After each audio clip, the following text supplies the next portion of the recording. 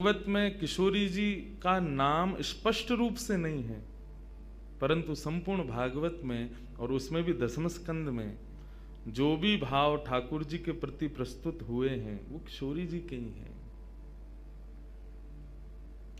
ऐसी हमारी श्यामा जी किशोरी जी, उनके मधुर भाव को श्रवणार्थ कहने के लिए हम आप सब लोग बैठे हैं। ये हमारा परम सौभाग्य है। कहाँ से शुरू करें, कहाँ पर जाएं, कुछ समझ में अभी भी आ नहीं रहा है। जन्म से शुरू करें, किसी लीला से शुरू करें, किसी भाव से शुरू करें। सब भाव आनंदमय हैं।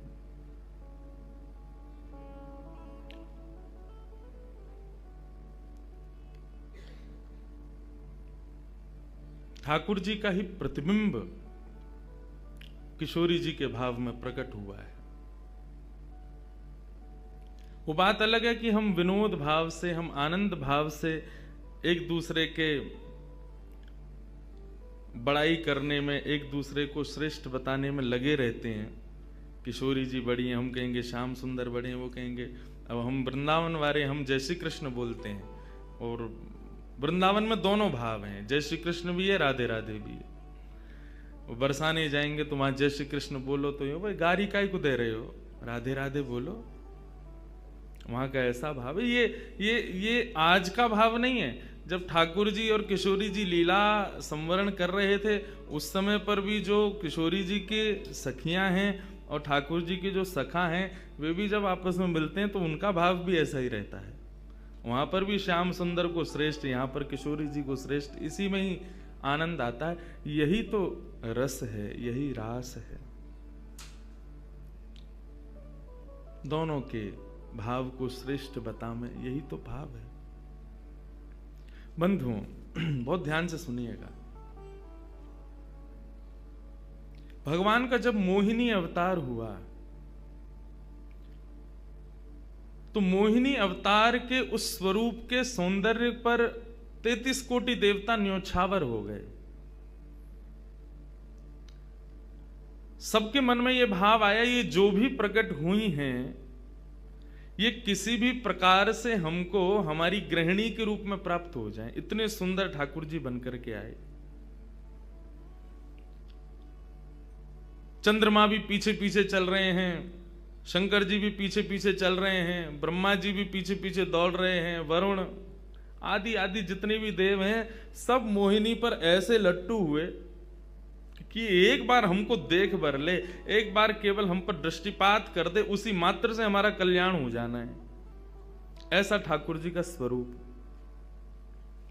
परंतु उन 33 कोटि देवताओं में एक देव ऐसे हैं जिनका मोहिनी के प्रति ऐसा कोई दुर्भाव नहीं था, और वो देव थे सूर्य। सूर्य ने जब मोहिनी के सौंदर्य को देखा तो उनके मन में भाव आया, इतनी सुंदर, इतनी सुकुमारी, इतनी कोमल, इतनी मधुर।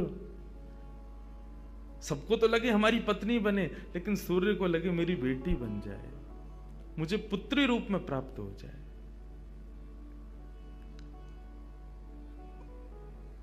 जब सूर्य के हृदय में यह भावना उत्पन्न हुई तो मोहिनी ने कटाक्ष नेत्रों से सूर्य की ओर देखा, बाकी किसी को देख ही नहीं रही है, और देख करके केवल ठाकुर जी ने उनको इशारा किया। बोले तो आपकी ऐसी इच्छा है? सूर्य बोले जी भगवान, मेरी बहुत अभिलाषा है कि आप पुत्री रूप में मेरे यहां पधारो। ठाकुर जी बोले इतना साधारण नहीं है हमको प्राप्त करना, पुत्र रूप में प्राप्त करना फिर भी साधारण होगा, लेकिन पुत्री भाव में ये तो असाधारण है, इसके लिए आपको तप करना पड़ेगा। सूर्य बोले मैं आज से ही तप करूंगा, लेकिन आप वचन दो मेरे यहां पधारोगे और इसी रूप में पधारोगे। मोहिनी ने कहा, यदि मैं तुम्हारे भजन से प्रसन्न हुई, यदि तुम्हारी भक्ति में, तुम्हारे प्रेम में प्रबलता हुई, मोहिनी 33 कोटि देवताओं को मोहित करती है, लेकिन तुम्हारे भजन के प्रभाव से मैं जब तुम्हारे यहां अवतरित होंगी तो मोहिनी को भी मोहित करने वाला रूप धारण करके आऊंगी। मोहिनी जिसने तीनों लोकों को अपने रूप पर न्योछावर कर दिया, वो मोहिनी भी जिस रूप को देख करके मोहित हो जाए, वो रूप आएगा आपके यहां पर। वही सूर्य वृषभानु जी के रूप में प्रकट हुए हैं। और जब वृषभानु जी के रूप में प्रकट हुए, उससे पहले एक राजा के रूप में भी आए थे, तब भी इन्होंने तपस्या की थी, लेकिन ठाकुर जी नहीं पधारे। जब वृषभानु के रूप में प्रकट हुए तो इन्होंने ठाकुर जी का यजन करना बंद कर दिया, ब्रह्मा जी का यजन प्रारंभ किया। ब्रह्मा जी से प्रार्थना की। ब्रह्मा जी प्रकट हुए, बोले क्या वरदान चाहिए? बोले वरदान आपसे नहीं चाहिए, वरदान हमको किसी ने कहा था कि वे हमारे यहाँ पुत्री रूप धारण करके आएंगे, मुझे लग रहा है वो कहीं भूल नहीं गए हो। इसलिए ब्रह्मा जी आप बहुत करीब हो ठाकुर जी के, आप उनको जाकर के संकेत करो कि कोई आश में बैठा है उनकी में। जब से मोहिनी स्वरूप देखा तब से हम पागल हुए फिर रहे हैं। 33 कोटि देवताओं के मन में यही आता है, कब प्रकट होंगी दोबारा? कृपा करो, आप प्रार्थना करो कि वो पधारें। ब्रह्मा जी बोले आपके भजन में इतनी सामर्थ्य है कि ठाकुर जी मना नहीं कर सकते। बोले तो फिर मुझे विश्वास के लिए कुछ तो कह करके जाओ। ब्रह्मा जी बोले मेरी जिम्मेवारी बन जाए, इसलिए चलो इस पर्वत के रूप में मैं विराज जाता हूं। और बरसाना पर्वत के रूप में श्री ब्रह्मा जी विराज गए। ठाकुर जी आएंगे, मैं जिम्मेवारी लेता हूं, इसलिए मैं ही पर्वत बन के बैठा हूं। ब्रह्मा जी ने जाकर के प्रार्थना की। ठाकुर जी बोले मैं तो सच में ही भूल गया था कि मुझे जाना है। बोले भगवान वो बहुत प्रतीक्षा कर रहे हैं आपकी। वृषभानु जी का भजन कैसा बताया। वृषभानु जी की एक ही इच्छा है कि मेरे पास जो पुत्री रूप ठाकुर जी का आवे, ठाकुर जी मोहिनी बनकर के आए तो 33 कोटि देवताओं के हृदय में ठाकुर जी के प्रति वात्सल्य भाव प्रकट नहीं हुआ, प्रेम भाव प्रकट नहीं हुआ, कुछ और ही भाव था उन देवताओं का। वृषभानु जी कह रहे हैं कि मैं ऐसी पुत्री पाना चाहता हूं जिसको देख करके काम नष्ट हो जाए, काम का भी मर्दन हो जाए, सामने वाले के हृदय में एक दिव्य प्रेम प्रकट हो, निष्काम प्रेम, अनकंडीशनल लव किसे कहते हैं, इसका प्रसाद पूरी दुनिया को देने वाली ऐसी पुत्री मेरे घर पधारे।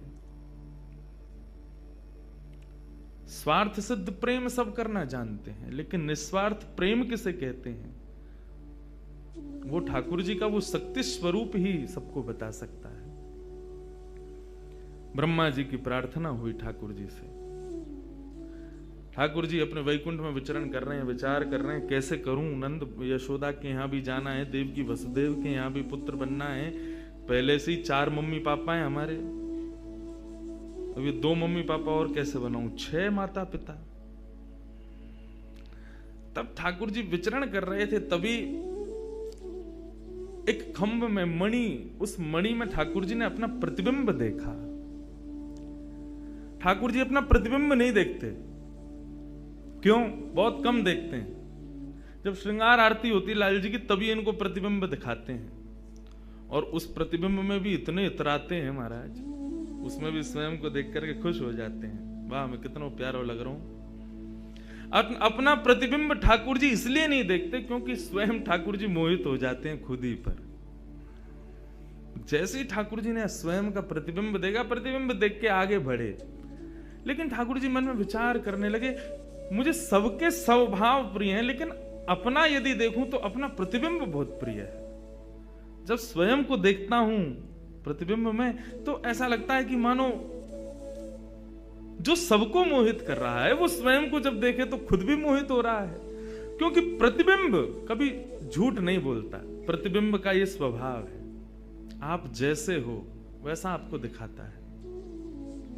ठाकुर जी ने जब प्रतिबिंब देखा, अपने उस प्रतिबिंब स्वरूप को ठाकुर जी ने स्थिर कर दिया, और स्थिर करके अब तो ठाकुर जी लाए महाराज लक्ष्मी जी की पूरी पेटिका लेकर के आए श्रृंगार की, और अपने प्रतिबिंब स्वरूप को ही उन्होंने श्रृंगार करना प्रारंभ किया। किशोरी जी के श्रृंगार का इतना भाव बताते हैं, किशोरी जी की नथ बेसर ऐसी, किशोरी जी के कान के कुंडल ऐसे, किशोरी जी के पांव की महावर ऐसी, क्यों ना हो, क्योंकि श्याम सुंदर ने श्रृंगार किया है। किशोरी जी का जो स्वरूप है वो ठाकुर जी ने उसका श्रृंगार किया है। नारायण बैठे, महाराज सिंहासन लगा करके अपने प्रतिबिंब का ही श्रृंगार कर रहे हैं। मोर पीछ हटाया, मुकुट उतार के दूर रखा, घुंघराले केशों को खोल दिया, नेत्रों में सुंदर सुंदर छोटा छोटा काजल लगाया, माथे पर एक सुंदर बिंदिया लगाई है, होठों पर निर्मल लालिमा लगाई है, गले में हार पहनाया, सर्वांगीण श्रृंगार किया और लक्ष्मी जी की चुनरी ला करके जैसे ही शीश पर से चढ़ा करके ठाकुर जी ने थोड़ा सा जो श्याम रंग है उसको जैसे ही गौर वर्ण किया, वैकुंठ के उस प्रतिबिंब में से मानो जैसे सूर्य चंद्र का एकाकार रूप प्रकट हो गया हो, इतना तेज पुंज प्रकट हो गया कि ठाकुर जी भी अपने नेत्रों को छुपाने लगे। थोड़ी देर नेत्रों को बंद करने के बाद जब बड़ी धीरे से ठाकुर जी ने जब अपने प्रतिबिंब की ओर देखा तो किशोरी जी का दिव्य स्वरूप वहां प्रकट हो गया। ठाकुर जी ने दंडवत किया, पहले प्रणाम। हे श्याम सुंदर, आपने ही मेरो निर्माण कियो है, आपने ही मोको प्रकट कियो है। क्या भाव है? ठाकुर जी बोले कोई भाव नहीं है, केवल मोहिनी भाव से 33 कोट देवता मोहित हुए थे, लेकिन मैं मोहित नहीं हो पाया था, इसलिए तब से मैं भी तड़प रहा था कि मुझे भी कोई मोहित करे, उस मोहिनी को भी मोहित कोई करे। वो स्वरूप आज प्रकट हुआ है। धर्म की स्थापना हुई, ज्ञान की स्थापना हुई, भक्ति की स्थापना हुई, वैराग्य की स्थापना हुई, लेकिन अंततो गत्वा संसार का सार जो प्रेम है उसकी स्थापना नहीं हुई है।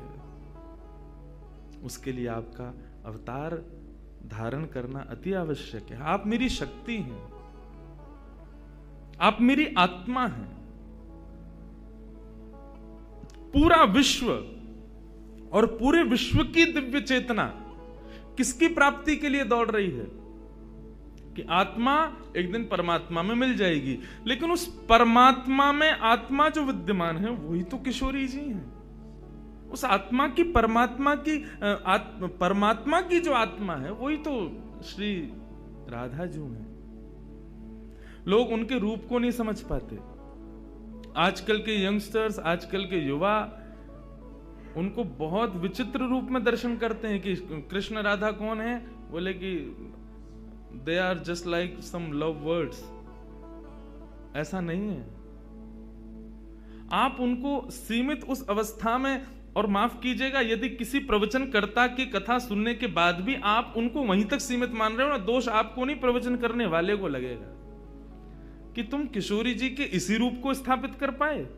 इसीलिए कथाओं में ज्यादा किशोरी जी का प्रसंग ना हम कहते हैं ना उसका स्पर्श करते हैं। स्पर्श करने पहले से भी 100 बार सोचते हैं। यहां आने से पहले भी मुझे कई आचार्यों ने संपर्क किया कि वहां आप किस विषय को लेकर के जाएंगे, आप गर्ग संहिता पर कहेंगे या किशोरी जी के किस भाव को वहां पर प्रस्तुत करने वाले हैं। मैंने कहा देखो, हम बस बोलेंगे जो निकल जाए मुंह से, जिसका जो भाव ठाकुर जी स्वीकार कर लें बस, लेकिन भाव ये रखेंगे ठाकुर जी विराज गए हैं कि कोई अनधिकारी इस भाव को सुनकर के अपने मन में कोई दुर्भाव ना प्रकट करे। ब्रजवासी बहुत डरते हैं किशोरी जी के भाव को कहने में, क्योंकि जब सामने वाले से प्रत्युत्तर के रूप में कुछ विलग ही सुनने को मिलता है तो बहुत कष्ट होता है हृदय को कि तुमने किशोरी जी को क्या समझा, वो क्या है और तुमने उनके किस रूप को जाना।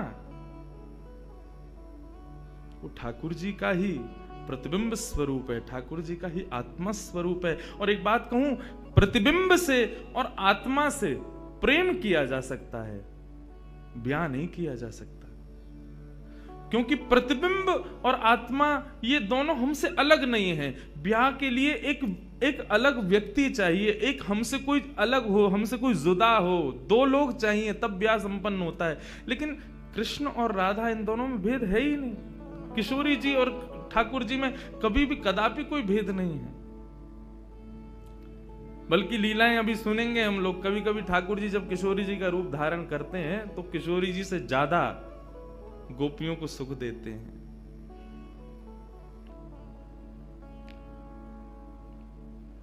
ऐसा भाव किशोरी जी से प्रार्थना की ठाकुर जी ने कि आप पधारो और प्रेम की स्थापना के लिए आप भूमंडल पर सूर्य के ही अवतार वृषभानु जी के यहां पर आप अवतरित हो।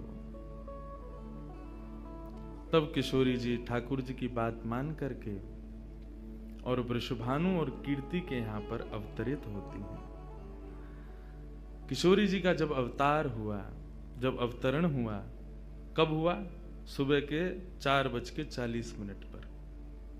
ठाकुर जी के जितने भी अवतार हुए या तो दिन में 12 बजे हुए या रात में 12 बजे हुए, लेकिन किशोरी जी का अवतरण भोर में ब्रह्म मुहूर्त में सुबह 4:40 पर हुआ। क्यों? बोले राम कृष्ण आदि जितने भी ठाकुर जी के अवतार हैं राक्षसों के वध के लिए आते हैं, तो या तो सूर्य की तेज ताप में उनका जन्म होता है, मानो वे प्रकाश स्वरूप हैं ऐसा भाव बताते हैं, या रात्रि में 12 बजे होते हैं वो इसलिए होते हैं, वो मानो ऐसा भाव रखते हैं कि चंद्रमा अंधेरे को दूर करता है, वो ज्ञान का प्रकाश है, वो ज्ञान है, उससे अंधेरा दूर होता है। तो ठाकुर जी रात्रि प्रकट होकर के ऐसा भाव रखते हैं कि काले निशा, काला ज्ञान जितना भी है धरती पर, उसको दूर करने के लिए हम पधारे हैं। लेकिन किशोरी जी का जो अवतरण है वो 4:40 ब्रह्म मुहूर्त में होता है। उसका क्या भाव है? बोले 4:40 ब्रह्म मुहूर्त के बाद सूर्य प्रकट होना प्रारंभ होते हैं। मतलब सारे मंगल कार्य ब्रह्म मुहूर्त में होते हैं। चिड़ियाओं का चहकना, कई पुष्पों का प्रकट हो जाना, मानव के मस्तिष्क में आज मुझे क्या करना है, वो दिव्य चेतना का प्रादुर्भाव होना, ये सब कुछ सुबह ब्रह्म मुहूर्त से प्रारंभ होता है। और सबसे बड़ी बात, सूर्य प्रकट होते हैं, धीरे धीरे धीरे धीरे अंधेरे को दूर करते हैं और धीरे धीरे धीरे गतिमान होते हैं 12 बजे तक। तो किशोरी जी का प्रादुर्भाव ब्रह्म मुहूर्त में हुआ, इसका ऐसा भाव बताते हैं कि मानो वो प्रेम जिस प्रकार प्रादुर्भाव से लेकर के और आगे के गंतव्य तक नित्य प्रति बढ़ता रहे, उसका वर्धन हो, वर्धन करने के भाव से किशोरी जी ब्रह्म मुहूर्त में पधारी। क्योंकि वर्धन होना ही एक नवीन दिन का ब्रह्म मुहूर्त से प्रारंभ होता है। ऐसे ही प्रेम का वर्धन, भक्ति का वर्धन, भाव का वर्धन, उन सब का वर्धन करने का प्रतीक है किशोरी जी, इसलिए ब्रह्म मुहूर्त में जन्मी है। किशोरी जी का प्रादुर्भाव हुआ, पूरे बरसाना में आनंद उत्सव मनाया गया, सब नाच रहे हैं, गा रहे हैं, आनंद मना रहे हैं। नंद बाबा भी आए, यशोदा जी भी आई हैं, उन्होंने भी आकर के वृषभानु जी को बधाई दी है। सब कुछ हुआ, लेकिन किशोरी जी के प्रादुर्भाव में एक वैचित्र था। क्या? दिन बीत गए 8, लेकिन किशोरी जी ने अभी तक नेत्र नहीं खोले। अभी तक किशोरी जी केवल एक छोटी सी बालिका हैं, एक सुकुमारी हैं, परंतु अभी तक किसी को भी किशोरी जी के नेत्रों का दर्शन नहीं हुआ। अभी तक किशोरी जी के नेत्र नहीं खुले हैं। इस बात से कभी कभी चिंतित हो जाते हैं वृषभानु जी और कीर्ति कि हमारी लाली है तो गई है, लेकिन पता ना क्यों अपने नेत्रन को नहीं खोल रही है। कभी कोई संत आ जाए, कोई वैष्णव आ जाए, कोई ब्राह्मण आ जाए, तो उनसे निवेदन करते हैं कि हमारी लाली नेत्र नहीं खोल रही। तब देवताओं ने नारद जी को भेजा, आप जाओ और जाकर के वृषभानु जी के इस मन के भाव को पूर्ण करके आओ, किशोरी जी के सुंदर नेत्रों का दर्शन उनको कराओ। तब श्री नारद जी महाराज का आगमन हुआ। नारद जी जैसे ही आए तो वृषभानु जी ने नारद जी को देखते ही सबसे पहले अपने पुत्र को बिठा दिया। श्री दामा से मिलो, हमारा अब लाला है। नारद जी उससे मिले, उसका सब देखने लगे। नारद जी मन में विचार कर रहे हैं कि ये उनसे कब मिलवाएंगे, किशोरी जी का दर्शन कब होगा। 2-3 दिन तक नारद जी विचरण करते रहे बरसाने में। वृषभानु जी का मन तो होता है कि मैं इनसे कुछ कहूं, कुछ पूछूं, थोड़ा किशोरी जी के बारे में, अपनी लाली के बारे में न कुछ जानूं, लेकिन अभी वो भाव प्रकट नहीं हो रहा है। तब एक दिन एक छोटी सी बरसाने की लाली को जब नारद जी महाराज खिला रहे थे और उससे प्रेम चर्चा कर रहे थे, ये दृश्य जब वृषभानु जी ने देखा, उन्होंने तुरंत नारद जी के चरण पकड़े और कहा, हे भगवान, हमारी एक लाली भई है, बहुत सुंदर है, सुकुमारी है, नन्ही सी है, अभी वाकु देख करके स्पर्श करवे में डर लगे कि कहीं हमारे स्पर्श से कोई कष्ट ना है जाए, या हमारे हम सबन को दर्शन भी ना करा में। लेकिन महात्मन आपसे पूछना चाह मैं, हमारी लाली नेत्र नाय खोल रही है, कहा भाव है? नारद जी तो तुरंत बोले, अरे तो तुमने इतने दिन से क्यों नहीं बताया? वो तो पहले से ही बैठे थे तैयार कि ये जल्दी बोले तो मैं जाऊं, जाकर के दर्शन करूं। बोले संकोच है रहे हो? बोले संकोच मत करो, अभी लेके चलो, कहां है तुम्हारी लाली, मुंह को बताओ। नारद जी महाराज जा रहे हैं वृषभानु भवन में, एक बेड़ी पार की, दूसरी बेड़ी पार की, तीसरी बेड़ी पार की। जैसे ही भीतर पहुंचे हैं, सुंदर सुगंधी भीतर से प्रकट हो रही है। सामने स्वर्ण जटित एक पालना है, और जैसे उस पालने में जाकर के नारद जी ने दर्शन किया, कमल कली को वृषभानु की लली को रंग, कैसा रंग है? बोले जैसे कमल की कली हूं मैं ना, ऐसी श्री वृषभानु नंदिनी है। नारद जी ने जैसे ही उनको दर्शन किए हुए आनंदित है गए, आनंदित है करके प्रणाम करने लगे। वृषभानु जी बोले, हमारी लाली नेत्र नाय खोल रही है, आप कृपा करो ना। नारद जी बोले, एक मंत्र पढ़ना पड़ेगा, कुछ करना पड़ेगा, तंत्र मंत्र करना पड़ेगा, तब आपकी लाली बोलेगी। वृषभानु जी बोले, देख लो, संभल के करियो, हमारी लाली बहुत कोमल है, वरना स्पर्श नहीं करेंगे, दूर बैठ के करेंगे। वृषभानु जी बोले, तो करो। बोले, आपको पहले बाहर जानो पड़े, वो एकांत में करेंगे। कीर्ति वृषभानु जी को देखें, बोले लाली को अकेला तो ना छोड़ेंगे? बोले नहीं बाबा, विश्वास पात्र है, हम कर सके। वृषभानु जी और कीर्ति दोनों जैसे ही बाहर पधारे, नारद जी ने गेट बंद कियो, तुरंत चरणन में प्रणाम कियो, और प्रणाम करके सीधे सन्मुख बैठे हैं। हे कृष्ण मनोहारिणी जय वृंदावन प्रिया, जय भू मंगल ललिता, जय वेणु रवाकुल, जय कृष्ण मनोहारिणी जय वृंदावन प्रिया, जय भू मंगल ललिता, जय वेणु रवाकुल। जैसे ही नारद जी के मुख से ये शब्द प्रकट हुआ, जय कृष्ण मनोहारिणी, ये कृष्ण मनोहारिणी शब्द जैसे ही नन्ही सी श्री किशोरी जी के कान में कृष्ण शब्द गयो, कृष्ण शब्द जाते ही नन्ही सी किशोरी जी के नेत्र अपने आप धीरे धीरे धीरे धीरे खुलन लगे, मुख पर एक प्रसन्नता सी प्रकट है गई। नन्ही सी किशोरी अभी करवट लेनो भी नहीं जाने, लेकिन जैसे ही बार बार ये श्लोक का गान नारद जी के द्वारा हो रहा है, जय कृष्ण मनोहारिणी जय वृंदावन प्रिय, इसको सुनकर के किशोरी जी जो अभी करवट लेनो भी ना जाने, वो अपने पालना को पकड़ करके अपने पालना से उछक करके वहीं से झांक करके श्री नारद जी को देख रही हैं। और नारद जी ने जैसे किशोरी जी के रूप को देखो है, सुंदर मृगनयनी किशोरी जी आज नारद जी को देख रही है। मुख में अभी दांत ना है, बिना दांतन के किशोरी जी के मुखमंडल की प्रसन्नता देख करके नारद जी आनंद विभोर हो गए। नारद जी बोले, आपको ये कीर्तन भायो, आपको ये कीर्तन प्रिय लगो? किशोरी जी के मुख से केवल किलकारी निकल रही है।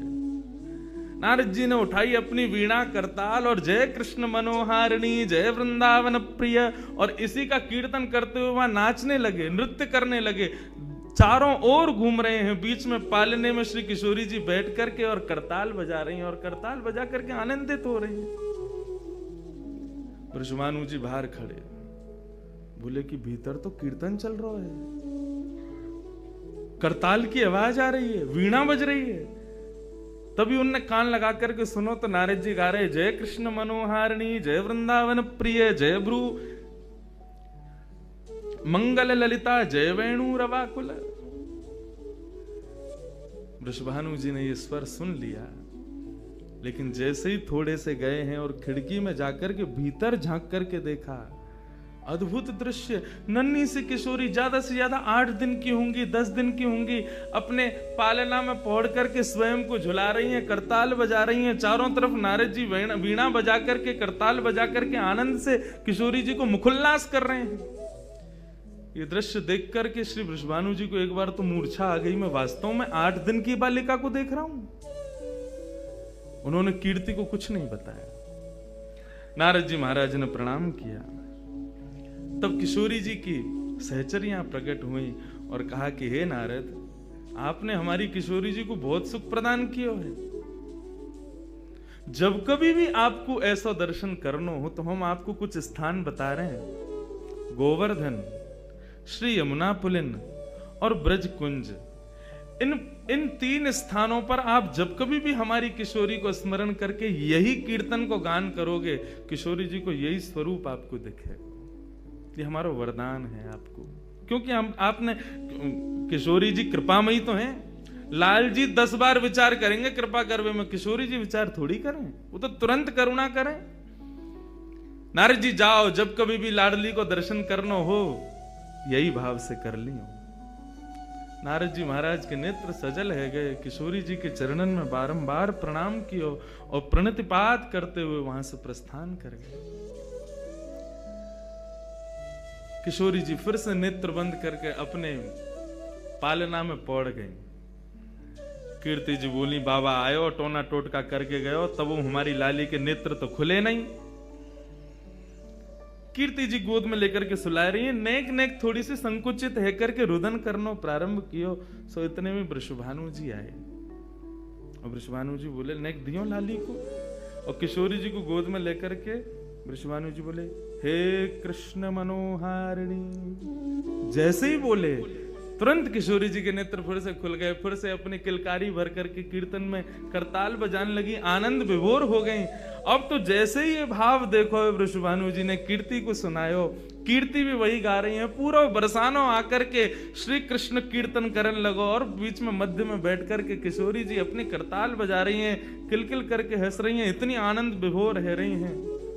तब सबन को ये भेद पतो चलो, कहा कि ये श्री कृष्ण की आत्मा है, ये उनसे विलग नहीं है, वे ही आपको सर्वस्व है। निश्चित ही पूर्व में ही ऐसी कथाएं आती हैं कि नंद बाबा वृषभानु जी ने पहले ही कह दी कि भैया हमारे अगर बालक भयो तो हम ब्याह कर देंगे, संबंध बनाएंगे। और आज वही भाव उन सबको वहां दिख रहा था। हे कृष्ण मनोहारिणी, यदि नित्य कोई श्री किशोरी जी का स्मरण करे और जब भी किशोरी जी के दर्शन करे, किशोरी जी के सन्मुख बैठे, इस भाव को कहे, हे कृष्ण मनोहारिणी, हे कृष्ण के मन का हरण करने वाली, या हे कृष्ण जय कृष्ण, कृष्ण ने जिनके मन का हरण किया, दोनों भाव हैं इसके। जो कृष्ण के मन का हरण करे या जिसने कृष्ण के मन का हरण किया है, ऐसी श्री किशोरी जी आज भी प्रसन्न होती हैं इस कीर्तन को सुनकर के। ऐसी हमारी ब्रज की शोभा, ब्रज की भूपा, ब्रज की अधिष्ठात्री, ब्रज की रानी श्री किशोरी जी को या प्रकार से प्रादुर्भाव है, या प्रकार से श्री किशोरी जी या धराधाम पर पधारी। हमारे जैसे वृंदावन में राधे राधे को भाव है, बिहारी जी के सामने भी जय जय श्री राधे के सबके, ऐसी जब भी किशोरी जी के सामने जाओ तो कृष्ण नाम को उच्चारण करो। अपोजिट अपोजिट चलें सब जगह। राम जी के सामने जाओ हनुमान जी के भाव को, हनुमान जी के सामने जाओ राम जी को कीर्तन करो, कन्हैया के सामने जाओ किशोरी जी को कीर्तन करो, किशोरी जी के सामने जाओ श्री ठाकुर जी को कीर्तन करो। हनुमान जी को हनुमान चालीसा सुनाओगे तो हनुमान जी प्रसन्न नहीं होंगे, राम जी को सुनाओ। और राम जी के सन्मुख जब हनुमान जी के सन्मुख जब जाओ तब राम जी को कीर्तन करो। ऐसे ही जब ठाकुर जी के सन्मुख जाओ तब किशोरी जी को भाव रखो, और किशोरी जी के सन्मुख जाओ तब ठाकुर जी को प्रेम भाव रखो। यही भाव है। एक कथा ये तो थी किशोरी जी कैसे प्रकट भई, कैसे उनके भाव। अभी एक भूमिका सी बना लूं, न तुम मुझे पहचान लो, न मैं तुम्हें पहचान लूं, अन्य यहाँ को वातावरण में न मैं ढल जाऊं। इतना अत्याचार मत करो, जल्दी आन दो मुझे।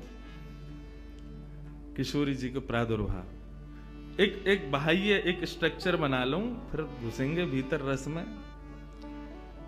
अभी चीनी डरी है ना कि भाई चाशनी बनन दो, अब सबरे ऐसे मुंह को टकटकी लगा के देख रहे, अभी गुल्ला में हमें रस में डाल दो। प्रेम से कहो, हे कृष्ण मनोहारिणी, हे वृंदावन प्रिया, जय कृष्ण मनोहारिणी। एक सुंदर पद है। ये तो रहो किशोरी जी को प्रादुर्भाव को भाव। अब एक पद है जहां में ठाकुर जी और किशोरी जी की प्रथम भेंट लीला के बीच में कब भई, वाको भाव है। आहा, मधुमास सारंग।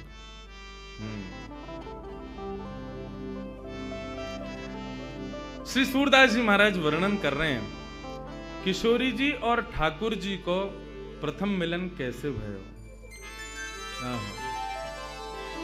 ठाकुर जी खेलवे के काजे निकले हैं अपने घर से, अपने भवन से, और यहाँ किशोरी जी भी आज भ्रमण करती करती आ गई हैं श्री वृंदावन यमुना पुलिन पर। वहीं दोनों को मिलन है वे वारो, श्री सूरदास जी वर्णन कर रहे हैं। किशोरी जी के प्रादुर्भाव को भाव सुनो, अब प्रथम मिलन को भाव सुनो, फिर के बाद एक भाव और सुनेंगे। ठाकुर जी और किशोरी जी को प्रथम मिलन कैसे भयो। सूरदास जी को पद है, सब मेरे पीछे पीछे गई हूं। खेलत हरि निक से ब्रज खोरी, खेलत हरि निक से ब्रज खोरी, खेलत हरि निकले ब्रज खोरी, खेलत हरि निक से ब्रज खोरी, खेलत हरि निक से ब्रज खोरी, खेलत हरि निक से ब्रज खोरी। देखो मेरा साथ तो देना पड़ेगा, आप पीछे पीछे गाना पड़ेगा। भले ही राग में मत गाओ, लेकिन अनुराग में गाओ, क्योंकि जब आप सब एक साथ एक नाद ब्रह्म को प्रकट करोगे तो निश्चित ही यहाँ पर फिर ये सब दृश्य नहीं दिखेगा। सच में ऐसा लगेगा ठाकुर जी जा रहे हैं खेलवे के काजे। ये अष्ट सखाओं के पद, ब्रज के भक्तन के पद, ये साधारण नहीं है। इनमें आज भी सामर्थ्य किशोरी जी को आपके सामने प्रकट करने की, ठाकुर जी को आपके सामने नृत्य करावे की, लेकिन अनुराग से गाओ, भाव से गाओ। खेलत हरि निक से ब्रज खोरी, खेलत हरि निक से ब्रज खोरी, कटि कछनी पीतांबर बांधे, कट काछनी पीतांबर बांधे, कट कछनी पीतांबर बांधे, कट काछनी पीतांबर बांधे, हाथ लये भोरा चक डोरी, हाथ लये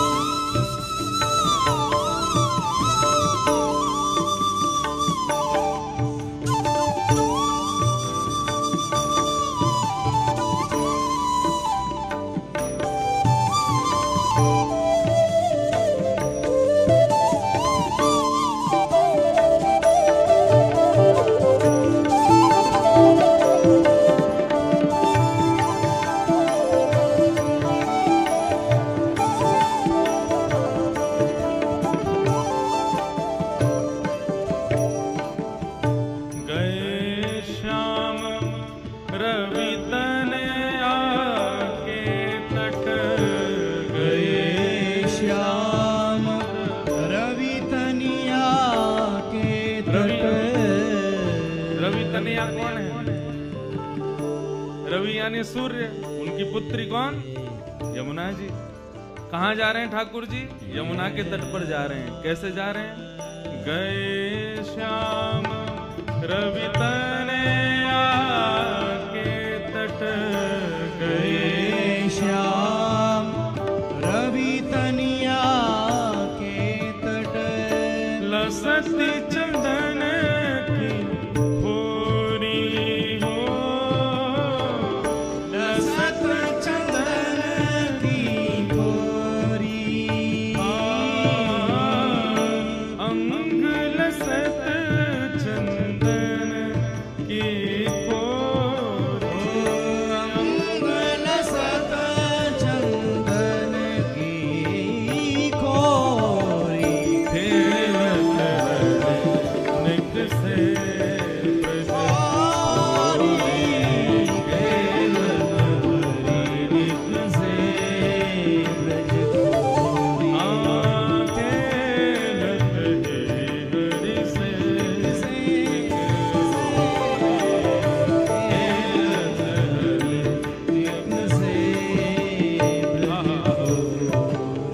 रवि तनया के तट पर पहुंच गए।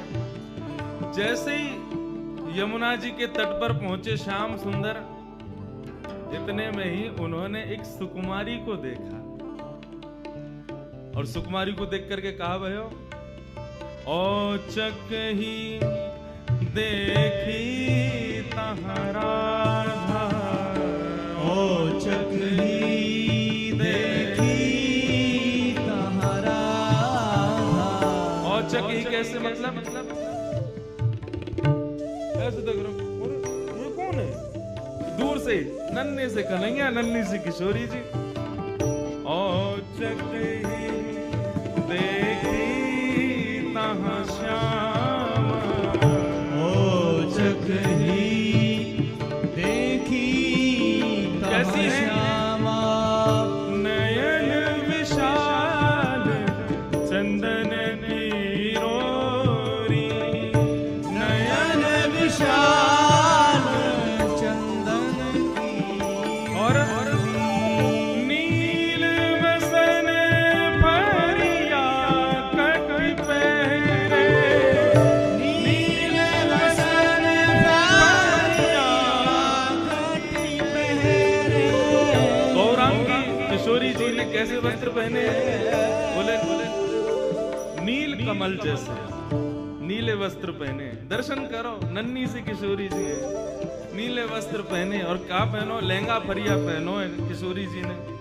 और बैनी पीठ रुलत झकझोरी, बैनी पीठ रुलत झकझोरी, बैनी पीठ रुलत झकझोरी, खेलत हरिनिक से झकझोरी, खेलत हरिनिक से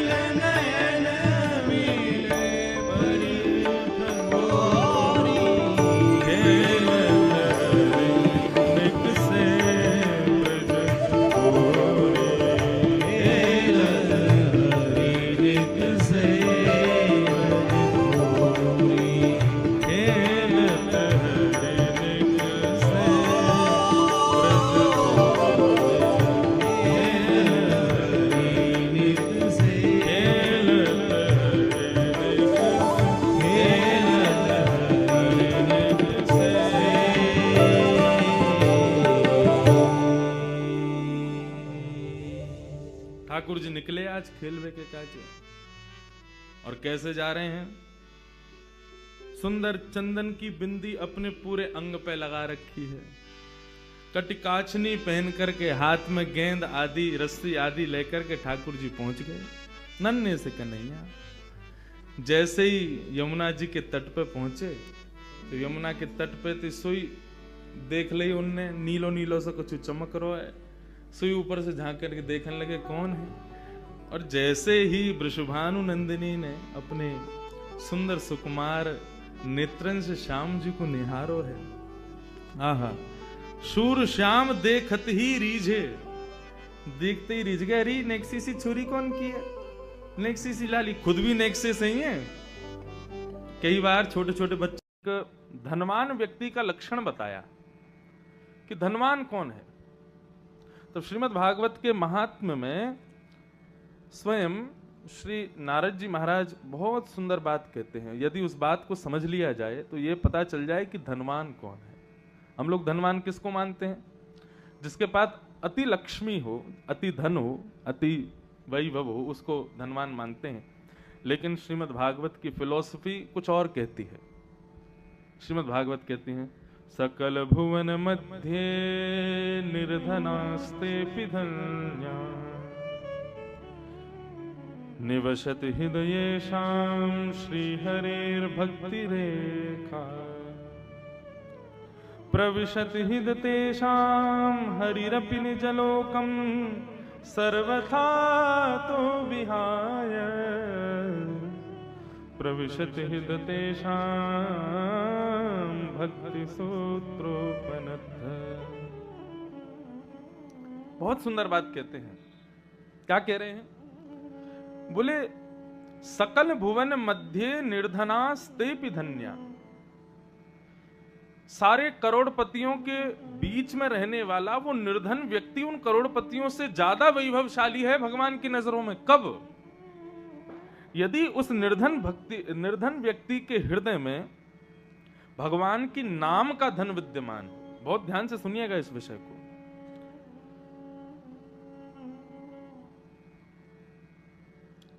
चारों तरफ बड़े बड़े उद्योगपति रहते हैं, लेकिन उन सबके बीच में एक निर्धन व्यक्ति, ज्यादा धनवान नहीं है।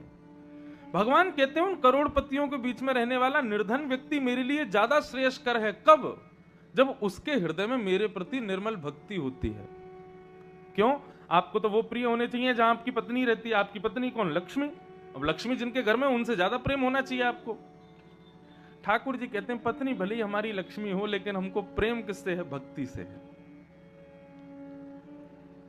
ऐसा नहीं है कि लक्ष्मी को वो योग्य नहीं है, वो अत्यंत योग्य है, उसके बिना हम रहते ही नहीं है।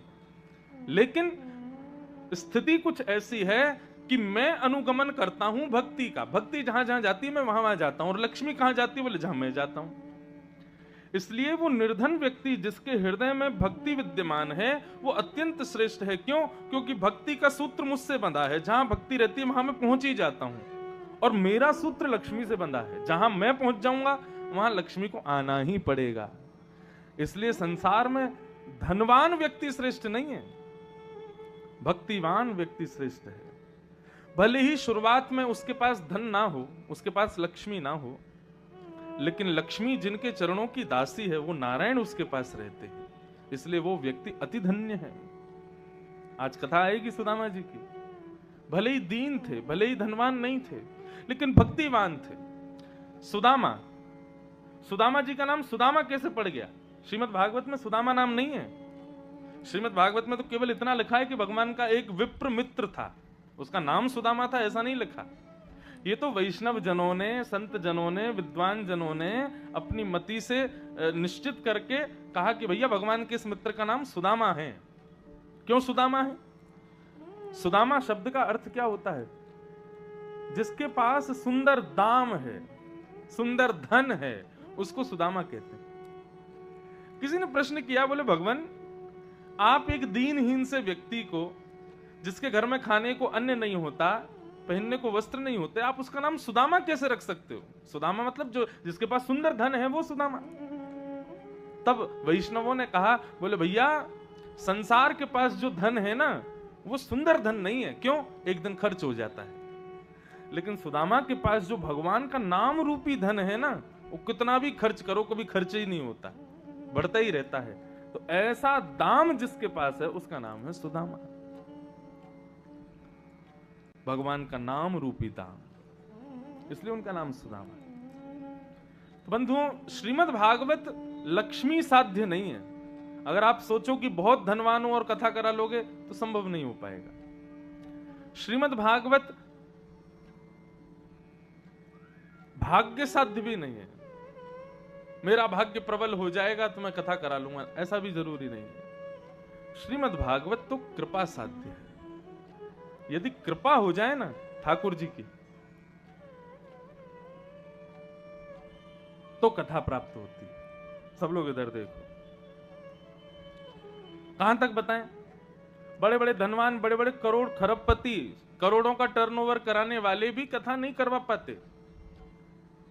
लेकिन यदि किसी के ऊपर कृपा ठाकुर जी को करनी है ना, उसके पास कुछ भी नहीं होगा तो भी वो कथा करा लेता है। ऐसा कितना अनुभव किया। हमारे पूज्य पिताजी महाराज की एक बार कथा हुई, यहाँ पंडरिया एक जगह है, रायपुर से बिलासपुर के बीच में पंडरिया। अब जिन्होंने कराई उनका नाम तो नहीं पता, लेकिन जिन्होंने कथा करवाई थी वो उस शहर के डॉन थे। डॉन समझ गए? नहीं नहीं, वो नहीं। अरे भाई उनका नाम मत बोलो, वो तो बढ़िया आदमी है बेचारे, ये किसी और का नाम बोल रहे हैं। तो एक कथा कराई थी पंडरिया में। वो जो थे उन्होंने किस लिए कथा कराई अब सुनो। बैठे थे ऐसे 4-5 दोस्त, और डॉन आदमी तो थे ही, उनका रुतबा था वहां पे महाराज। वो जब चलते थे तो उनके सब रखे रहते थे औजार, वो सब आदमी डरते थे उनसे। तो बस इसलिए कथा करा ली कि किसी ने कह दिया भाई तू बहुत धनवान बनता है, बहुत ये बनता है, तू कथा करा के दिखा तो माने। उसकी भगवान में कोई रुचि उची नहीं थी, केवल पैज में केवल शर्त लगी थी दोस्त से कि कथा करानी है। बोले कथा तो मैं करा के रहूंगा चाहे दुनिया हिल जाए। बोले किसकी कथा कराओगे? उसने फोटो दिखा दिया, बोले भागवत के सबसे बड़े वक्ता यही हैं, इनकी कराओ। पिताजी महाराज का चित्र देखा, उसी रात गाड़ी लेकर के वो गाड़ी से ही वृंदावन आया, यहाँ पंडरिया से। और पिताजी की कथा कहीं बाहर थी, तो वृंदावन में आकर के मिला हमारे जो सब व्यवस्था कर्मी है सब लोगों से। सबने व्यवस्था बताई, भैया ऐसा पंडाल बनाना पड़ता है, इस प्रकार प्रचार प्रसार करना पड़ता है, रहने सहने की सबकी अच्छी उत्तम व्यवस्था करनी पड़ती है, सबको भोजन प्रसादी की व्यवस्था देनी पड़ती है।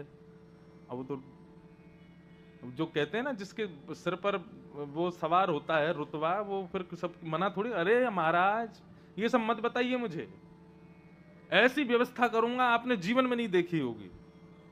तो सब लोग बोले भैया बढ़िया ही आदमी होगा, इतना जब विश्वास से बोल रहा है कि ऐसी व्यवस्था करूंगा जीवन में नहीं देखी होगी तो फिर आनंद ही आएगा फिर इसकी कथा में। तो बोले मुझसे और कुछ मत बताइए, कितनी दान दक्षिणा आदि करनी है मुझे वो बता दो, बाकी सब व्यवस्था हो जाएगी। तो उसको सब बताया, भैया इतना खर्चा हो जाता है, आने जाना सब कुछ करना, सब चीज पर हाँ बोलता चला गया। हाँ ठीक है ठीक है ठीक है, सब करूंगा, एक नंबर व्यवस्था होगी, ऐसी होगी, बस मेरे को कथा की डेट दीजिए। पिताजी ने 1 साल बाद, उनकी कथा का समय खाली था, वो डेट उसको दे दी, भाई 1 साल बाद तुम्हारे यहाँ कथा होगी।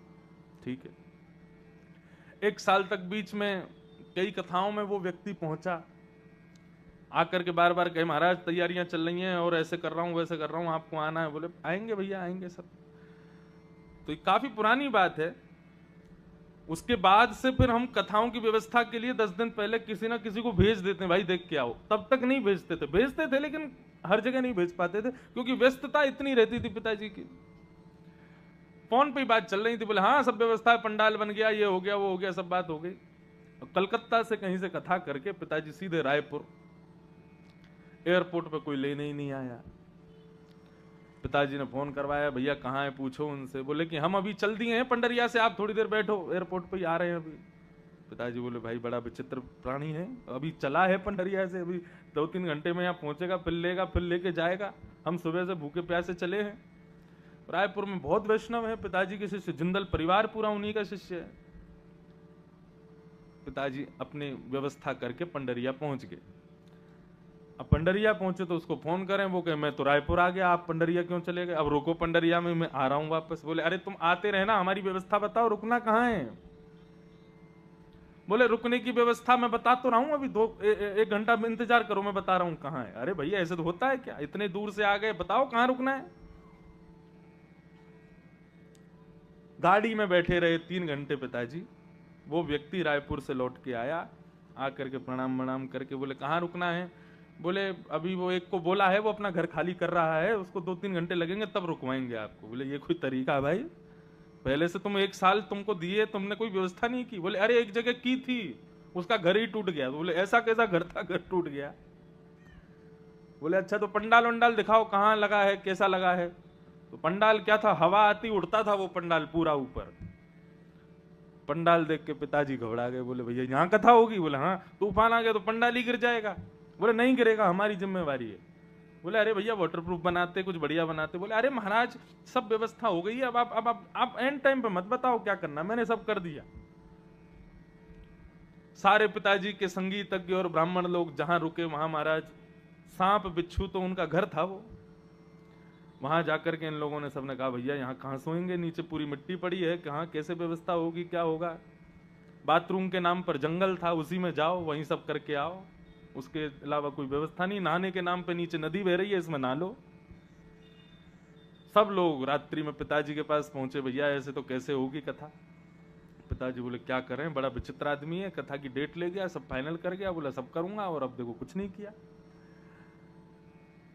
सब लोगों ने कहा भैया भोजन प्रसाद बनाने के लिए गैस चूल्हा दो, तो उसने चूल्हा और लकड़ी लाके दी, बोले इसी में बनाओ पकाओ खाओ।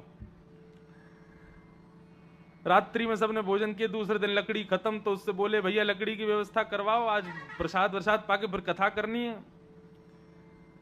तो बोले हाथ पैर दिए भगवान ने, इन्हीं को काट के जला दो, लकड़ी की क्या जरूरत है। अरे इतना भी नहीं कर सकते, जंगल में जाओ लकड़ी काटो ले आओ, अब सब ये व्यवस्था भी मैं करके दूंगा क्या।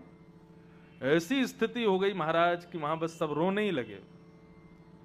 पिताजी ने कहा देखो भाई, सारे संगीतज्ञ, सारे ब्राह्मण लोग, सब लोग ट्रेन पकड़ो, अभी वापस जाओ। हमने इसको वचन दिया है, हम तो कथा सुना के आएंगे। अब चाहे ये गुंडा है, चाहे मवाली है, चाहे कोई भी है, कथा तो इसको दी है, यहां तक हमारी पोथी आ गई है, कथा तो अब होगी। और वही हुआ, सब वापस लौट गए, पिताजी अकेले कथा करके पूरी।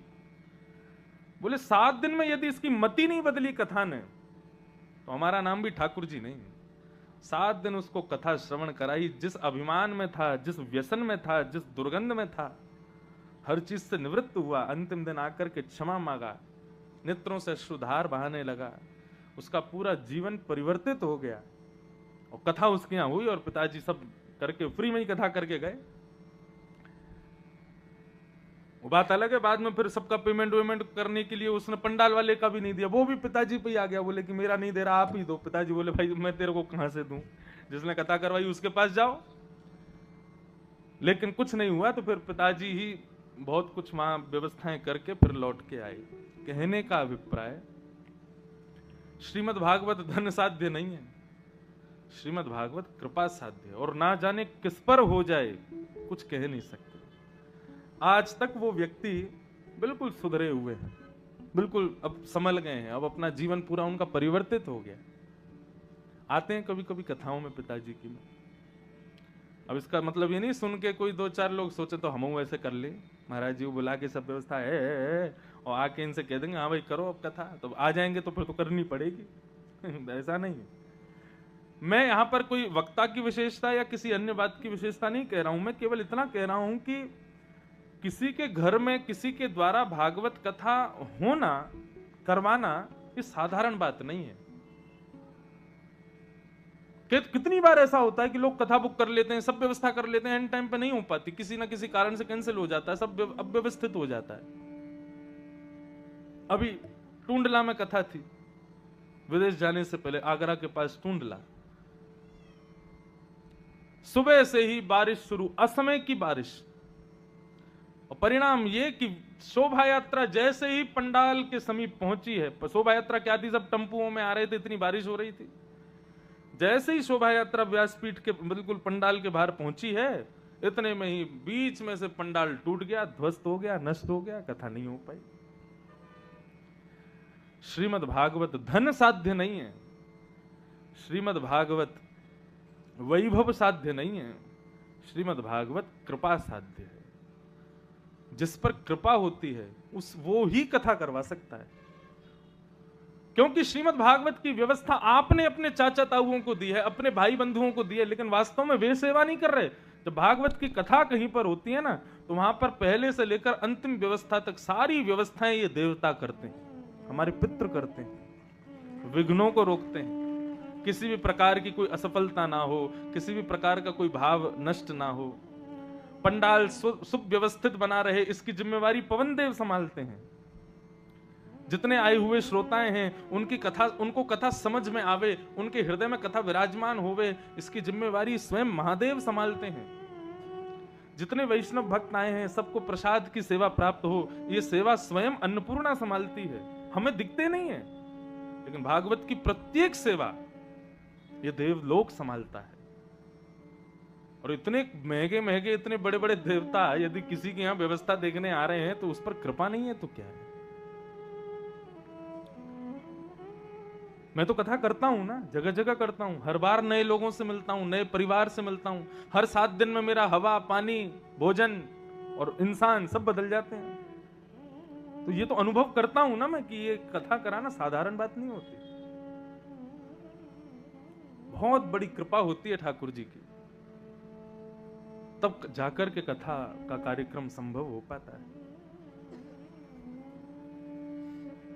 और जिन्होंने ये कथा यहां रखी है राजनांद गांव में, बहुत सरल, बहुत सीधा परिवार, बहुत सच्चे हृदय के, मतलब बिल्कुल स्पष्ट, मुझे बहुत अच्छा लगा मिल करके। कोई ऐसा नहीं कि बहुत बड़े उद्योगपति हो, बहुत बड़ी कोई फैक्ट्री चल रही हो, सामान्य परिवार है, लेकिन एक संकल्प था, दृढ़ संकल्प था कि करवानी है कथा, कैसे भी करवाएं, करवाई। तो बहुत बड़ी कृपा है ठाकुर जी की, इसके लिए पूरे वैश्य परिवार को हम प्रणाम करते हैं, बहुत बहुत धन्यवाद करते हैं। उसमें भी इतने विघ्न आए, कथा होनी कहीं थी, 4 दिन में स्थान बदल गया, व्यवस्था पंडाल वाले भैया को भी ये बेचारे बोल रहे 4 दिन में महाराज जी, 3 दिन में ही पूरा पंडाल खड़ा कर दिया, कहीं और लगा था वहां से हटा के। तो ये सब व्यवस्था ठाकुर जी की कृपा से हुई है। आज ये कथा अपने गंतव्य पर पहुंच गई, विश्राम की ओर है। इसके लिए बार बार ठाकुर जी को धन्यवाद, बार बार इस कथा की व्यवस्था को संभालने वाले सब देवलोक के देवताओं को धन्यवाद, हमारे पूर्वज हमारे पितरों को धन्यवाद, जिनकी कृपा से, जिनकी आज्ञा से, जिनके छत्र छाया से, निर्विघ्नता से आज हमारी ये कथा संपन्न हो रही है। हम सबको प्रणाम करते हैं। कथा क्रम में हम लोग चलें। भगवान ने 7 दिन 7 रात्रि पर्यंत गोवर्धन को अपनी इकन्नी उंगली पर धारण करके रखा। बंधुओं, गोवर्धन का अर्थ क्या है? गो माने इंद्रियां, नाक, आंख, जीभ, कान, त्वचा, हाथ, पैर, गुप्त इंद्रिय, मुख, ये 10 इंद्रियां हैं शरीर में। इन 10 इंद्रियों के समूह को गो कहते हैं। और इन इंद्रियों का जो वर्धन करे, किस चीज में वर्धन करे? काम में नहीं, क्रोध में नहीं, संसार के भोग विलासों में नहीं, हमारी प्रत्येक इंद्रिय का जो कृष्ण भक्ति में वर्धन करे उसका नाम है गोवर्धन। श्री गिरिराज जी श्री गोवर्धननाथ की शरण ग्रहण करने का क्या स्वरूप है, क्या फल है? बोले कि मानव की प्रत्येक इंद्रिय फिर कृष्ण के प्रति आकर्षित हो जाएगी। जैसे गोपी, गोपी शब्द का अर्थ क्या है? गो माने इंद्रियां, पी माने पीना। जो अपनी प्रत्येक इंद्रिय से कृष्ण को पीना चाहवे, पाना चाहवे, उसको गोपी कहते हैं। ऐसे ही गोवर्धन, जिसकी समस्त इंद्रियों का वर्धन ठाकुर जी की सेवा के प्रति हो जाए। श्रीमद् भागवत के अद्भुत वक्ता श्री डोंगरे जी महाराज अपनी कथा में कहा करते थे कि यदि व्यक्ति की एक इंद्रिय भी ठाकुर जी की सेवा से वंचित है तो व्यक्ति उसी इंद्रिय से पाप करना शुरू कर देगा। आपकी आंखें दर्शन में तो प्रसन्न होती हैं, लेकिन आपके कानों को कथा सुनने में रुचि नहीं आती, तो याद रखना इन कानों से ही कोई ना कोई अपशब्द, कोई ना कोई दूषित भाव भीतर प्रवेश करेगा जो आपको पाप की तरफ अग्रसित कर देगा। इसलिए अपने शरीर के प्रत्येक अंग को ठाकुर जी की सेवा में लगाओ ताकि ये पवित्र बना रहे, इनसे कोई पाप ना हो। हमारे पूज्य पिताजी कहते हैं कि माला हाथ में क्यों रखो, माला झोली संग क्यों रखो। ठीक है, माला में हाथ लगा रहेगा तो माला भले ही ठाकुर जी से ना मिलवावे, लेकिन ये माला जब हाथ में होगी ना तो इस हाथ से कभी शराब छुओगे नहीं, इस हाथ से कभी मांस का भक्षण करोगे नहीं, इस हाथ से कभी दूषित पदार्थ का स्पर्श करने में भी भय लगेगा। क्यों? अरे हाथ में पवित्र माला है। भले ही भगवान ना मिले लेकिन दूषितता से तो ये दूर रखेगी हमको, इसलिए इसको संग रखो। मैंने पहले दिन भी कहा था, हम धोती बगलबंदी पहनते हैं, आप पैंट शर्ट पहनते हो, पैंट शर्ट पहन करके आप किसी पार्टी में भी जा सकते हो, आप किसी मॉल में भी जा सकते हो, किसी सांसारिक किसी क्रिया में जा सकते हो, लेकिन धोती पहन करके, ओहो देखो कितने बढ़िया श्रोता आए हैं कथा में, पीछे देखो, वाह स्वयं गैया ही आ गई। अब दो भगाओ मत, अपने आप चली जाए तो ठीक है, हाँ चली जाएंगी।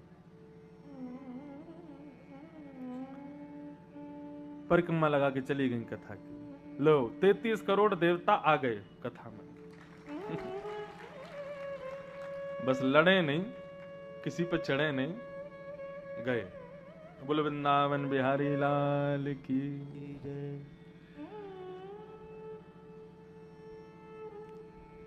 भक्त की बुद्धि गलत ना सोचे, जो हो जाए सामने उसमें भी कुछ अच्छा सोचे। अब यही कोई शादी ब्याह होता तो डंडा लेके भगा रहे होते, ए कहां से आ गए, भगाओ इनको। लेकिन कथा है तो भाव क्या आया कि अभी देवताओं को प्रणाम किया तो देवता प्रणाम स्वीकार करने गऊ के रूप में आ गए। 33 कोटि देवता का निवास है गऊ में। तो मैं क्या बता रहा था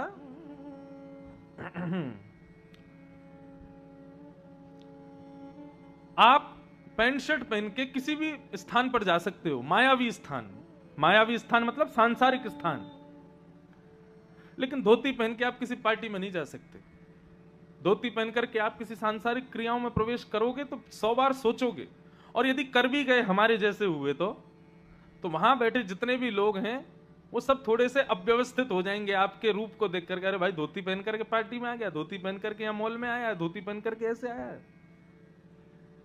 हो ना हो, एक व्यक्ति का ही सही भाव तो बदलेगा आपको देख करके। अरे भाई देखो धोती पहना व्यक्ति बैठा है, मुझे थोड़ा अब कितनी बार होता है फ्लाइट में हम बगल में बैठे होते हैं जिसके, अब भोजन आता है तो भोजन जैसे परोसने वाले आते हैं तो कई फ्लाइटों में तो वेजिटेरियन मिलता है, लेकिन कई विदेश जाते हैं तो नॉन वेज भी मिलता है।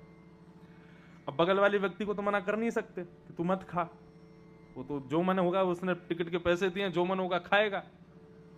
लेकिन कितनी बार ऐसा देखा है कि व्यक्ति हमारे स्वरूप को देख करके हमसे पूछ लेता है, आपको कोई दिक्कत तो नहीं होगी यदि मैं नॉन वेज खाऊं? तो मैंने कहा भैया होगी तो सही, मेरे ठाकुर जी गले में बैठे हैं, माला झोली हाथ में लगी है, मैंने कहा ग्रंथ व्रंथ सब पास में रखे हैं, आप आज कृपा कर दो, अगर शाकाहारी ही खा लो तो बड़ी कृपा। हाँ नहीं महाराज जी, हम इसीलिए पूछ लिया मैंने, शाकाहारी पाते हैं, भले ही मेरे स्वरूप की वजह से सही, भले ही मुझे ठाकुर जी नहीं मिल रहे हो इस स्वरूप से, लेकिन मेरे स्वरूप को धारण करने से एक व्यक्ति एक समय के लिए ही सही कम से कम दूषित वस्तु का त्याग तो कर रहा है, इसलिए धारण करना है। आप ऑफिस जाते हो, कॉलेज जाते हो, कई बच्चों को देखा मैंने, कई लोगों को, घर में रहेंगे तिलक लगा के घूमेंगे, धोती पहन के घूमेंगे, लेकिन जैसे उनको स्कूल जाना होगा, कॉलेज जाना होगा, ऑफिस जाना होगा तो तिलक को मिटा देते हैं।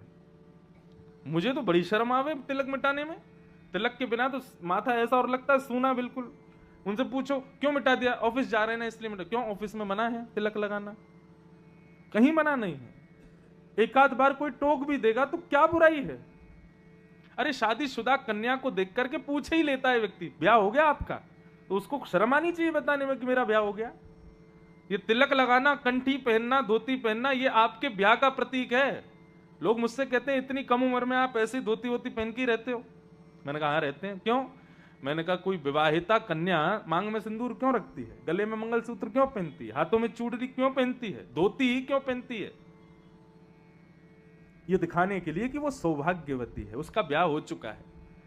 ठीक वैसे ही हमारा तिलक, गले के कंठी माला और ये सब हमारी वेशभूषा ये दिखाती है कि हमारा भी ब्याह हो चुका है। किससे हो चुका है? बोले श्याम सुंदर से हो चुका है, हम ठाकुर जी के हो चुके हैं। ये प्रतीक है हमारे स्वरूप का। हम पहले से ही दिखा के चल रहे हैं कि भाई हम रिजर्व्ड हैं, कुदृष्टि मत डाल लेना हमारे ऊपर। किनको?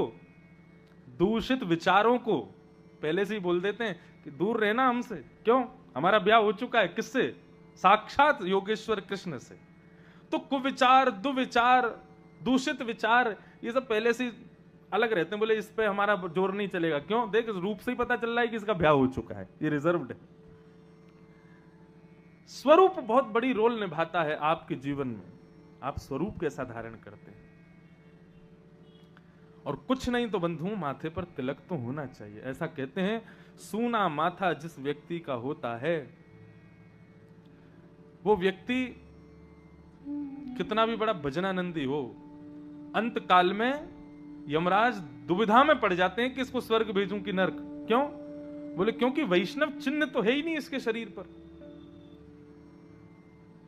और यदि कितना भी बड़ा पापी हो, माथे पर यदि एक तिलक की बिंदी भी होती है ना, तो यमराज उसके पापों को बाद में देखते हैं। तिलक देखते ही पहले विचार कर ले, अरे वैष्णव चिन्ह है तो ये जरूर ठाकुर जी का भक्त होगा, इसको पहले वैकुंठ भेजो, बाद में देखेंगे इसका क्या करना है। इसलिए तिलक नित्य लगाना चाहिए। या तो 12 अंगुल पूरे माथे पर लगाओ, नहीं तो 4 अंगुल का लगाओ, नहीं तो 2 अंगुल का लगाओ, नहीं तो 1 अंगुल का लगाओ। बिना तिलक के माथा नहीं होना चाहिए। अब मैं बता नहीं सकता मंच से, नहीं तो शास्त्रों में तो वर्णन है कि बिना तिलक के आदमी को देखने का क्या पाप होता है। प्रातःकाल उठते ही गली मोहल्ले में घूमने वाले उन बंचरों को जो आप देख लेते हो ना, जीवचरों को, उनको देखने के समान पाप होता है, उनको देखने के समान भाव होता है बिना तिलक के व्यक्ति को देखना। इसलिए तिलक नित्य लगाना चाहिए। भले ही एक चंदन का टीका ही लगाओ जरूर। श्रीमद् भागवत में तो वर्णन है कि केसर युक्त चंदन घिसो, ठाकुर जी के चरणों में पधराओ और पधरा के फिर अपने माथे पर लगाओ। वो व्यक्ति जीवन में अपनी बुद्धि विवेक से कभी पदभ्रष्ट नहीं होगा, कभी भ्रष्ट नहीं होगा। ठाकुर जी उसकी बुद्धि को सदैव संभाल के रखते हैं। इसलिए भैया तिलक जरूर लगाया करो। हम नहीं कहते धोती पहनो, चोटी भी रखनी चाहिए। वैसे तो हिंदुओं की पहचान है चोटी।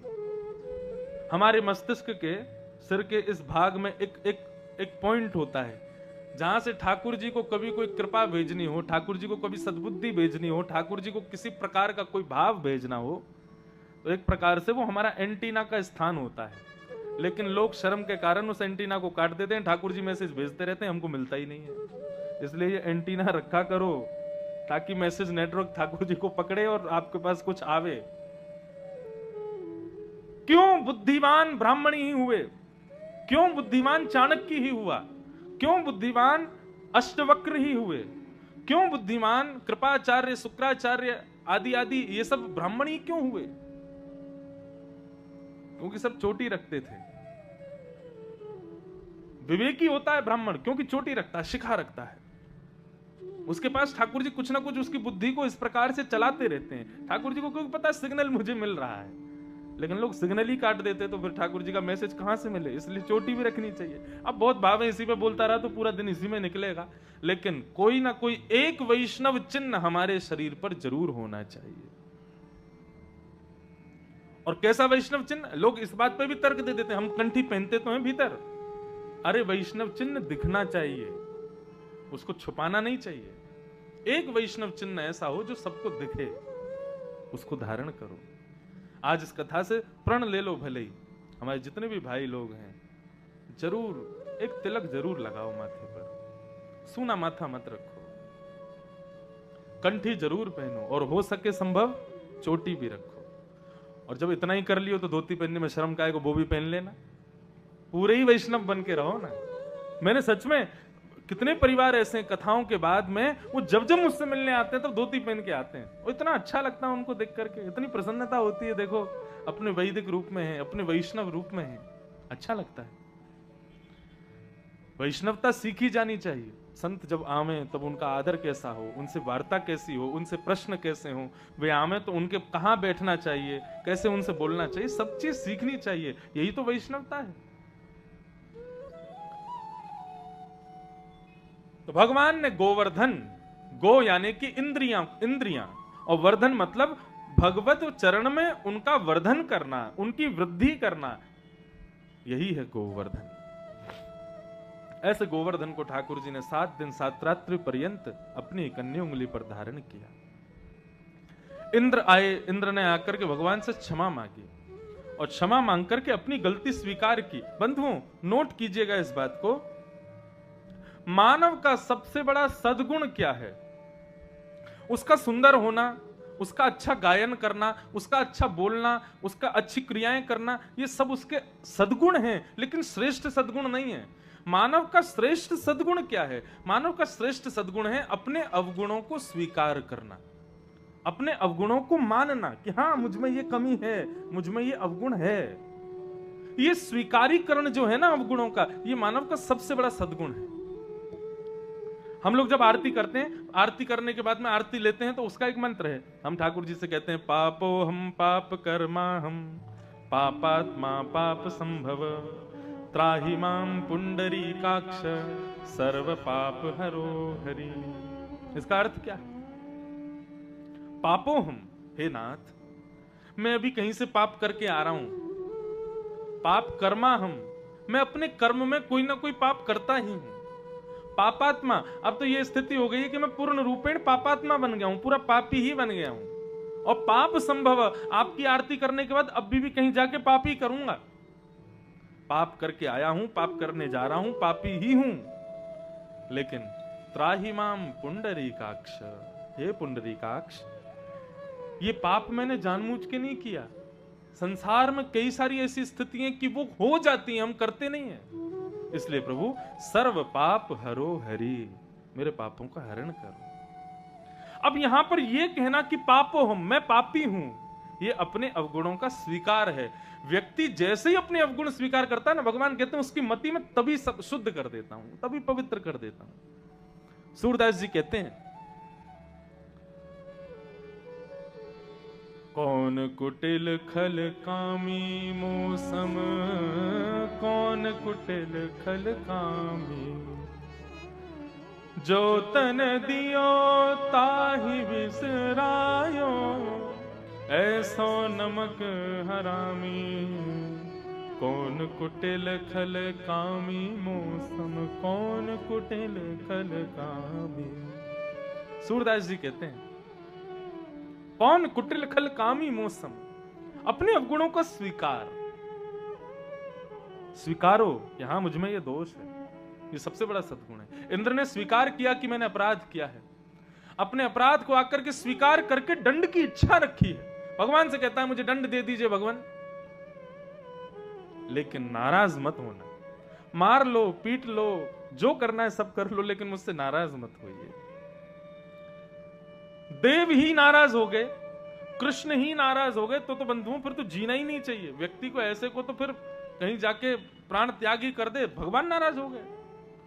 ऐसी कभी कोई क्रिया मत करो जिससे ठाकुर जी नाराज हो मत। और मैंने शायद एक दिन कथा में बताया था, ठाकुर जी की सेवा में कोई अपराध हो जाए, ठाकुर जी क्षमा कर देंगे, कोई बात नहीं। आपने भोग लगाया, नमक ज्यादा पड़ गया, कोई दिक्कत नहीं। मिर्ची ज्यादा हो गई, कोई दिक्कत नहीं। मिठाई जो रखी थी बासी हो गई, कोई दिक्कत नहीं, ठाकुर जी सब स्वीकार कर लेंगे। निलाते समय ठाकुर जी हाथ से फिसल गए, गिर गए, लग गई बेचारों को, कोई दिक्कत नहीं, सब स्वीकार कर लेंगे ठाकुर जी।